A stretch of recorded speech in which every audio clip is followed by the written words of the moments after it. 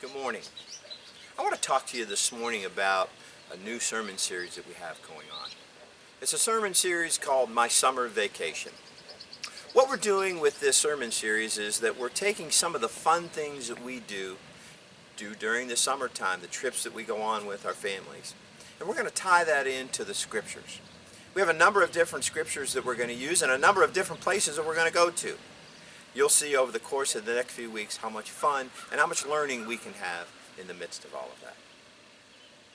One of the first adventures we're going to take a look at is those times that we go to the beach. You know, when we're having fun, just playing all kinds of games on the beach, and then at some point or another, we decide that we need to get into the water. Well, we're going to talk about a story where the disciples were on the beach, and they decided to get into the water. Only they were taking a boat across the lake. Strangely enough, Jesus was not with them on this journey. And as they got across the lake, they came across a big storm. A storm that just kind of stopped them right in their tracks, literally. They were paddling and rowing so hard that the wind was stopping everything that they were trying to do. And they were literally stuck in the middle of the lake. Now Jesus was sitting on a mountaintop praying, watching this whole thing take place. He decided that he would come down from the mountaintop, that he would go help his disciples out. Only he did something just never recorded in the Bible. He walks on water. And as he approaches the boat, the disciples become afraid. They think that he's a ghost. And he walks right past the boat. And they're stunned. And Peter calls out Jesus' name and asks that if he could come to him. And Jesus said, sure, come on. In the midst of the storm, in the midst of all the things going on, Peter steps out of the boat. You can only imagine what he must have felt. As he stepped out of the boat into the lake, around with the storm surrounding him, he takes that first step and finds that he doesn't sink. But what ends up happening from there is quite unique. Peter begins to take his eyes off of Jesus and begins to sink into the lake, almost to the point that he drowns.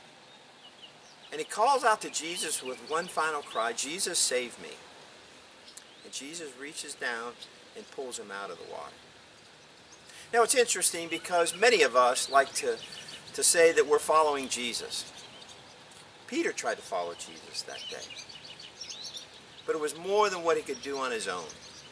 As we begin to explore this new sermon series, we're going to talk about what it means to follow Jesus. What it means to be able to follow him and know that there's going to be times that we're going to sink and we're going to have to cry out to him and say, save us. So I hope you're able to see this video in a unique way, a way that can help us get to learn more and understand more about us and about God's Word.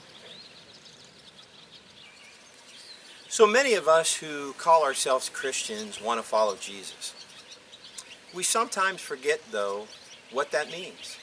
That there will be times when we're going to sink and have to call out to Jesus. Sometimes when we just feel like we're drowning in the world that's around us. The storms are overtaking us.